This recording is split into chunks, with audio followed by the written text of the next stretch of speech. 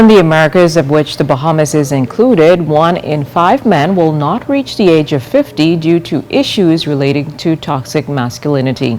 A recent report published by the Pan American Health Organization says men live almost 6 years less than women.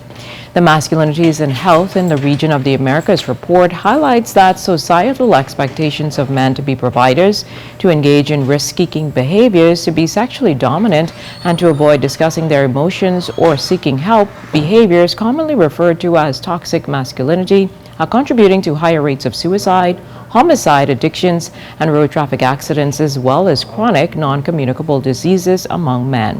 One local therapist weighs in. The term toxic masculinity is very highly connected to a fragile ego, right? That's an ego that always feels as though it has to defend itself against something.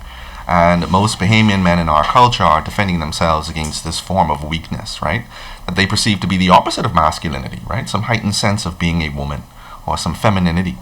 And so you find that men have struggled with resolving conflict in non-violent ways. Men have had issues connecting with their emotions because they identify that as a weakness or as more female than male. The report highlights that 1 in 5 men die before the age of 50, with the leading causes of death listed as heart disease, interpersonal violence, and road accidents directly related to socially accepted macho behaviors. Cognitive behavioral therapist Harrison Thompson says in weighing in, a man unable to connect with himself begins to unravel. Where he's attempting to find himself, but he's always missing the mark. He's always just shy. You can be so close but so far away, and this is why you find men tend to engage in such extreme behavior like binge drinking, partying, hypersexualization, unreal standards in relationships. These types of things are almost distractions to help him feel better about his inability to connect with himself. The more sexually active he is, the more he is perceived as masculine among his friends and comrades.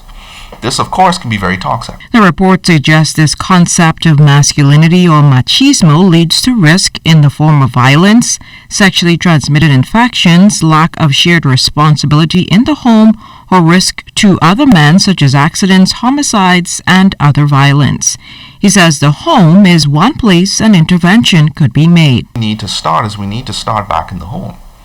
Understanding that it's not so much about gender roles as much as it is teamwork. I often encourage husbands and wives not to think alike, but to think together. Because the process of thinking together removes a lot of the pressures from having to do something that we are not able to do, right? If I don't have money, but you do, we should be able to think together on that issue to get the matter resolved. This is another.